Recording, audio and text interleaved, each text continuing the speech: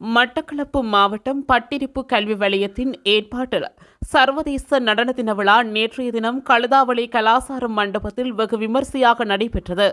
பட்டிருப்பு கல்வி வலய நடன ஆசிரிய ஆலோசகர் வனிதா சேகரன் தலைமையில் இடம்பெற்ற இந்நிகழ்வில் பிரதம அதிதியாக பட்டிருப்பு கல்வி வலயத்தின் பணிப்பாளர் சிவஞானம் ஸ்ரீதரன் கலந்து சிறப்பித்தார்.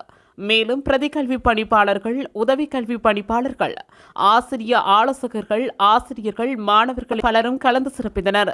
இதன்போது நடன நிகழ்வுகள் மேடையை அலங்கரித்து இதன்போது ஏற்பாட்டுக் குழுவினால் பட்டிருப்பு கல்வி வலயத்தின் பணிப்பாளர் சிவஞானம் ஸ்ரீதரன் பொன்னாடை போர்த்தி மலர் மாலை அணிவித்து நினைவு சின்னம் வழங்கி கௌரவிக்கப்பட்டார்.